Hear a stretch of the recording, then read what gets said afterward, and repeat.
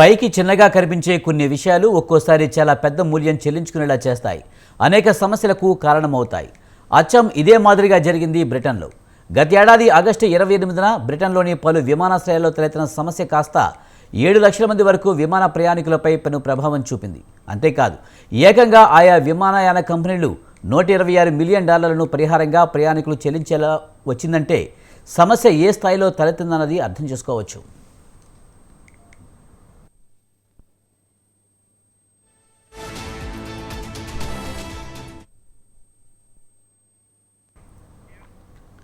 బ్రిటన్లోని విమానాశ్రయాల్లో 2023 ఆగస్టు 28న ఓ సమస్య తలెత్తింది.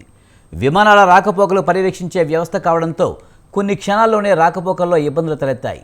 పైగా హాలిడే కావడంతో పరిస్థితి మరింత జటిలంగా మారింది.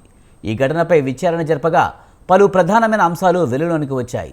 ఈ సమస్య తలెత్తినప్పుడు నేషనల్ ఎయిర్ ట్రాఫిక్ సర్వీసెస్కు చెందిన అనేక మంది ఇంజనీర్లు ఇంటి నుంచి పనిచేస్తున్నారు.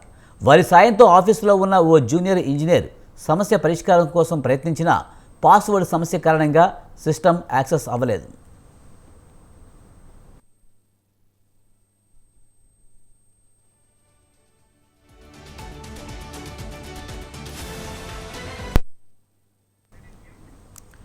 ఈ కారణంతో సమస్యను పరిష్కరించేందుకు మరింత సమయం పట్టింది.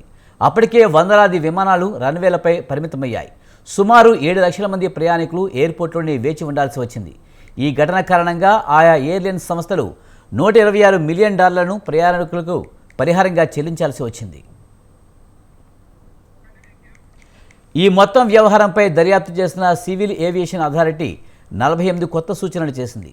కీలకమైన సమస్యలు తలెత్తినప్పుడు సీనియర్ ఇంజనీర్లు తప్పనిసరిగా కార్యాలయాల్లో అందుబాటులో ఉండాలన్నది ఇందులో ప్రధానమైన సూచన.